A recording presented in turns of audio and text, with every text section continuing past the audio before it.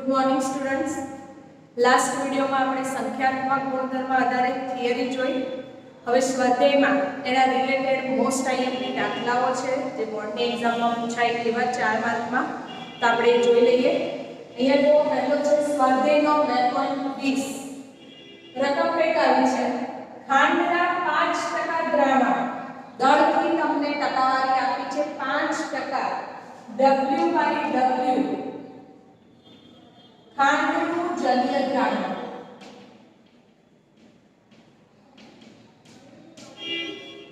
ત્યાર પછી તમને આપ્યું છે કે એનું ધાર બિંદુ છે 271 કેલ્વિન. દ્રાવણનું ધાર બિંદુ તમને આપી દીધું છે એટલે કે તમને TF આપ્યું છે 271 કેલ્વિન.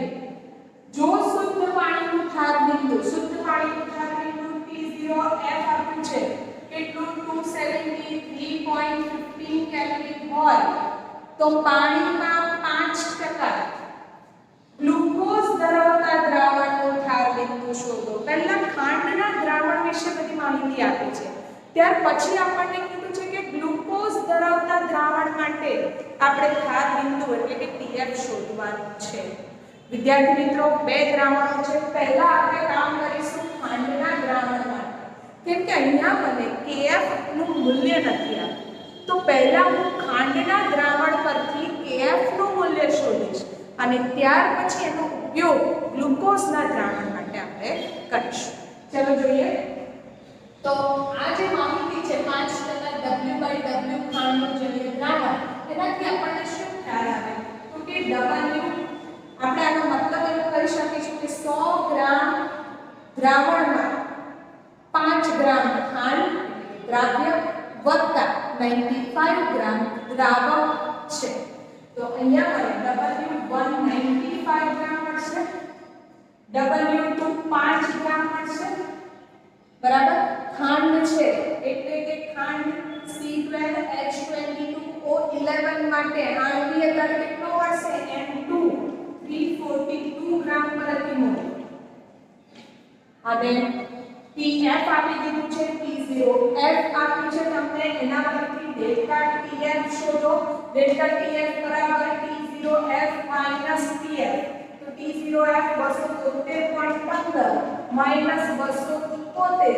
તો તમારો T0F આવશે, સોરી ડેલ્ટા TF આવશે 2.15 કેલ્વિન. ખ્યાલ આવે છે? તો TF છે, M2 છે, W1 છે, W2 છે, KF તમને મળી જશે. આપણી પાસે સૂત્ર છે ડેલ્ટા TF બરાબર KF ઇન્ટુ W2 ગુણ્યા 1000 ભાગ્યા W1 ગુણ્યા M1. KF ને સૂત્ર કરતા બનાવીએ તો ડેલ્ટા TF ગુણ્યા W1 ગુણ્યા M1 ભાગ્યા W2 ગુણ્યા 1000. તમે બધી કિંમત મૂકશો. અહીંયા ડેલ્ટા TF નું મૂકો 2.15, W1 કેટલો છે તમારી પાસે 95 342. અહીંયા W2 છે તમારી પાસે કેટલું આપ્યું છે 5 ગુણ્યા 1000. તો આ બધી ગણતરી કરશો તો તમારો જવાબ આવશે વિદ્યાર્થી મિત્રો 13.97 13.97 કેલ્વિન. તો ડેલ્ટા TF ની કિંમતો મૂકી એટલે KF તમને અહીંયા મળ્યું kelvin kilogram mall inverse. 3 point અહીંયા હું લખીશ KF બરાબર 13.97 કેલ્વિન કિલોગ્રામ મોલ ઇન્વર્સ મને મળી ગયું. હવે શું કીધું છે 5% ગ્લુકોઝ ધરાવતા દ્રાવણનું ધાર બિંદુ શોધવાનું છે આપણે. એટલે અહીંયા હું લખીશ કે 5% W/W ગ્લુકોઝના જલીય દ્રાવણ માટે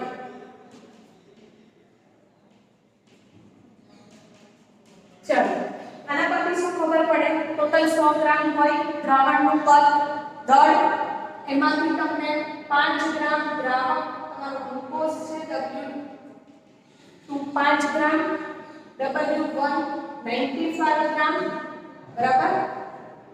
ત્યાર પછી ગ્લુકોઝ માટે તમે શું લેશો? M2 કેટલો લેશો? આણ્વીય દળ C6H12O6 પરથી શોધશો તો 180 ગ્રામ પ્રતિ મોલ આવશે બરાબર KF છે તમને આપણે શોધી લીધો છે KF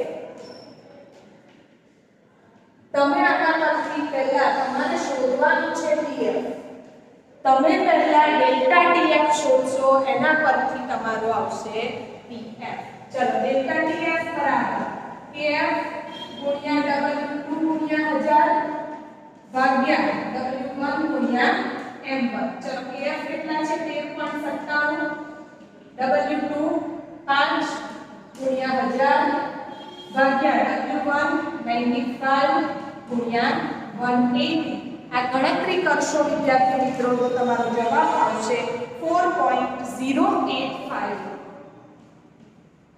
કેલ્વિન ડેલ્ટા TF હવે ડેલ્ટા TF પરથી આપણે TF શોધવો હોય તો ડેલ્ટા TF બરાબર T0F TF તો TF બરાબર T0F ડેલ્ટા TF બરાબર T0F આપણો કેટલો છે 273.15 માઈનસ ડેલ્ટા TF 4.085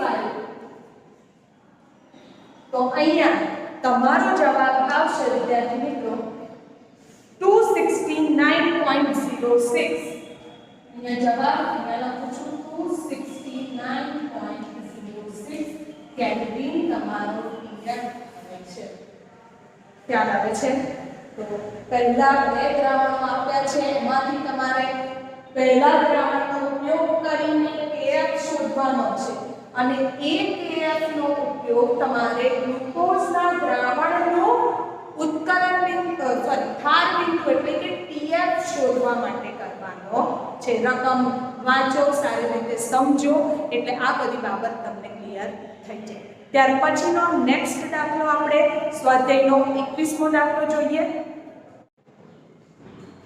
ત્યાર પછીનો નેક્સ્ટ 21 દાખલો મોસ્ટ ઇમ્પોર્ટન્ટ બોર્ડની પરીક્ષામાં 4 માર્કમાં પૂછાય એવો દાખલો વિદ્યાર્થી મિત્રો ખૂબ સારી રીતે તૈયાર કરજો સમજી લો અહીંયા તમને આપ્યું છે બે તત્વો A અને B એમાં AB2 એકનું અણુસૂત્ર છે અને બીજા તત્વનું AB4 અણુસૂત્ર છે ધરાવતા સંયોજનો બનાવે છે તેનો 20 ગ્રામ બેન્ઝીનમાં ઓગાળ્યો છે એટલે તમને અહીંયા દ્રાવકનું દળ આપી દીધું છે W1 20 ગ્રામ બરાબર AB2 પહેલા આપણે AB2 માટે જોઈએ તો AB2 નો 1 ગ્રામ ધાર બિંદુમાં એટલે કે W2 1 ગ્રામ ધાર બિંદુમાં 2.3 કેલ્વિન નો ઘટાડો કરે છે ડાયરેક્ટ ડેલ્ટા TF આપી દીધો 2.3 કેલ્વિન AB4 ની વાત છે તો આ AB2 ની વાત કરીએ તો AB4 માટે અહીંયા લખું છું AB4 માટે શું આપ્યું છે તો કે W1 તો સરખું જ 20 ગ્રામ W2 AB2 નો 1 ગ્રામ 1.3 કેલ્વિન નો ઘટાડો કરે છે એટલે ડેલ્ટા TF એનું 1.3 કેલ્વિન તો બેન્ઝીનનો મોલર અવનયન અચળાંક તમને અહીંયા TF આપ્યો છે KF આપ્યો છે અચળાંક KF આપ્યો છે 5.1 કેલ્વિન કિલોગ્રામ મોલ ઇન્વર્સ બંને માટે સરખો રહેશે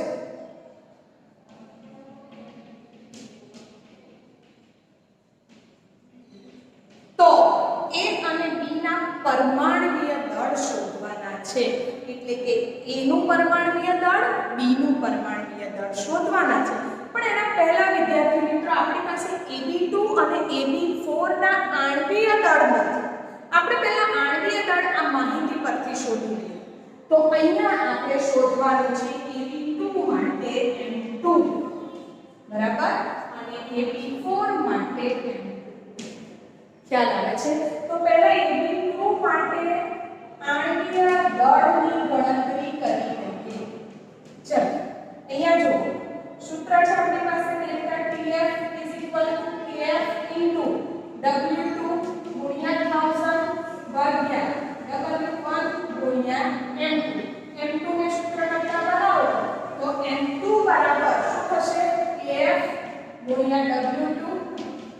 1000 ભાગ્યા ડેલ્ટા ટીએફ ગુણ્યા W1. ચલો કિંમત મૂકીએ. ટીએફ કેટલો છે 5.1, W2 છે 1 ગ્રામ ગુણ્યા 1000 ભાગ્યા ડેલ્ટા ટીએફ આપ્યો છે આપણને 2.3 અને W1 છે 20. તો અહીંયા તમારો જવાબ આવશે 110.87 ગ્રામ પ્રતિ મોલ. શું આવ્યો? 82 નો આણ્વીય દર. બરાબર. ત્યાર પછી આપણે અહીંયા 84 ના આણ્વીય દળની ગણતરી કરી લઈએ. ચલો બધું આપ્યું છે. તો અહીંયા જો ડેલ્ટા n2 ડાયરેક્ટ સૂત્ર n2 બરાબર kf ગુણ્યા w2 ગુણ્યા 1000 ભાગ્યા ડેલ્ટા tf ગુણ્યા w1. kf 5.1, w2 1000, delta tf આપે છે તમને 1.3, w1 20. આ કેલ્ક્યુલેશન કરશો તો જવાબ આવશે 196.15 ગ્રામ પ્રતિ મોલ. તો આના માટે વિદ્યાર્થી મિત્રો હવે આપણે નેક્સ્ટ જોઈએ A અને B ના પરમાણુય દળની ગણતરી કરવાની છે. A અને B ના પરમાણુ દળની ગણતરી. તો પહેલા Ab2 અણુ સૂત્ર તમે આવું લખી શકો A + 2B is equal to કેટલા છે આપણી પાસે? જો Ab2 નું આણ્વીય દળ 110.87. આ તમને એક સમીકરણ છે. બરાબર. એવી જ રીતે આપણે અણુ સૂત્ર Ab4 માટે લખીએ તો લખીશું A + 4B is equal to કેટલા શોધ્યા? 196.15. તો આ તમને સમીકરણ 2 મળશે વિદ્યાર્થી મિત્રો. અહીંયા તમે સમીકરણ 1 અને 2 ને ઉકેલશો તો તમને A અને B ની કિંમતો મળશે. આપણે જોઈ લઈએ સમીકરણ 1 આમ રફ કરી લઉં છું. બરાબર. વિડિયોમાં તમે જોઈ લેજો. અહીંયા જુઓ સમીકરણ 1 અને 2 ને ઉકેલતા એટલે કે સમીકરણ 2 માંથી 1 બાદ કરીશું. મોટી કિંમત 2 ની છે એટલે 2 માંથી 1 ને બાદ કરતા અહીંયા લખું છું સમીકરણ 2 માંથી 1 બાદ કરતા જો અહીંયા તો A + 4B - A + 2B is equal to થશે 196.15 - 110.87. ચલો તો અહીંયા આવશે A + 4B - A, આ માઈનસ અંદર જાય એટલે -2B બરાબર 196 માઈનસ તમે કરશો તો આવશે અહીંયા 85.28. चलो a cancel 4b - 2b 2b is equal to 85.28. तो b बराबर અહીંયા 85.28 ભાગ્યા 2 કરશો જવાબ આવશે તમારો 42.64. તો b નું તમને પરમાણુય દળ મળ્યું 42.64. હવે વિદ્યાર્થી મિત્રો a નું શોધવું હોય તો કોઈ પણ એક સમીકરણમાં કિંમત મૂકો. સમીકરણ 1 માં કિંમત મૂકું છું તો a + 2 b ની કિંમત છે 42.64 is equal to 110.87. બરાબર. આ તમે ઉકેલશો તો a બરાબર 110.87 આ પેલી બાજુ જશે કે -85.28. તો a તમારો આવશે 25.59. તો આ બંને યુનિટનું u લખી દઉં. પરમાણુય દળનો તો a નો પરમાણુય દળ અને b નો પરમાણુય દળ તમને આ રીતે મળી જશે. થેન્ક યુ વિદ્યાર્થી મિત્રો. ત્યાર પછીનો દાખલો વિદ્યાર્થી મિત્રો સ્વાધ્યાયનો 22મો દાખલો જે અભિસરણ દબાણની ઘટના પર આધારિત છે. ધ્યાનથી જોજો આ દાખલો. અહીંયા જો 300 કેલ્વિન તાપમાન તમને આપ્યું છે 300 કેલ્વિન. 36 ગ્રામ ગ્લુકોઝ ધરાવતા ગ્લુકોઝનું દળ W2 આપ્યું છે 36 ગ્રામ. તેના દ્રાવણનું અભિસરણ દબાણ પાર આપ્યું છે આપણને 4.98 બાર અને ગ્લુકોઝ માટે M2 લખું તો 180 ગ્રામ પ્રતિ મોલ થશે. તો આ એક દ્રાવણ આપી દીધું તમને. આ જો તે જ તાપમાને કોઈક દ્રાવણ એટલે કે બીજું કોઈ દ્રાવણ છે બીજા દ્રાવણ માટે આ એક દ્રાવણ છે બરાબર અને આ બીજા દ્રાવણ માટે અભિસરણ દબાણ અને હું પાઈ 1 આપું તો આ પાઈ 2 છે 1.52 બાર. તો તેની સાંદ્રતા શોધવાની છે તમારે C2. આ બીજા દ્રાવણ માટે હું C2 લઉં છું. અહીંયા આપણે પહેલા દ્રાવણ માટે C1 શોધીશું બરાબર. તો વિદ્યાર્થી મિત્રો અહીંયા બે દ્રાવણો છે એક જ તાપમાને છે. તો એક માટે બંને દ્રાવણોને આપણે સરખાવીશું એટલે કે પાઈ 1 C1RT અને બીજા દ્રાવણ માટે હું લઉં તો પાઈ 2 C2RT. અહીંયા RT બંનેમાં સરખું છે સમાન તાપમાને છે વાયુ અચળાંક પણ સરખો હોય તો હું આવું કહી શકું આ બેવનો ગુણોત્તર લઉં પાઈ 1/2 C1/C2. તો મારી પાસે પાઈ 1 છે પાઈ 2 છે C1 હું હમણાં શોધીશ તો C2 મળી જાય. ખૂબ જ સરળ દાખલો. જો અહીંયા આપણે C1 શોધીશું. C1 બરાબર શું આવશે મોલ પ્રતિ લિટર. મોલ બરાબર વજન ભાગ્યા આયતન એટલે W ભાગ્યા W2 M2 ગુણ્યા V ml માં આપણે 1 લિટર દ્રાવણ માટે શોધીશું તો હું અહીંયા લિટરમાં લઈશ બરાબર. તો 1 લિટર માટે W કેટલા છે 36 ભાગ્યા 180 ગુણ્યા આ 1 આવશે 1 લિટર માટે. તો 36 ભાગ્યા 180 કરશો તો જવાબ આવશે 0.2 મોલર. તો 0.2 મોલર તમને C1 મળી ગયું. હવે અહીંયા બધી કિંમતો મૂકી દો. પાઈ 1 બરાબર કેટલા આવશે 4.98 બાર. પાઈ 2 આપ્યા છે તમને 1.52 બાર. C1 શોધ્યું આપણે 0.2 મોલર. C2 શોધવાનું છે. C2 ને સૂત્ર લખતા બનાવો. C2 બરાબર શું આવશે 0.2 ગુણ્યા 1.52 ભાગ્યા 4.98.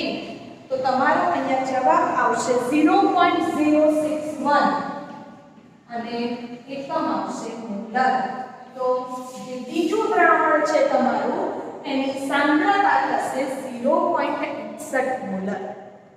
વિદ્યાર્થી મિત્રો થોડું વિચારવા જેવો દાખલો પણ ખૂબ જ સરળ છે. 2-3 વાર રકમને સમજો. હવે આજના જે આપણે દાખલા જોયા એ બધા ખૂબ જ ઇમ્પોર્ટન્ટ હતા.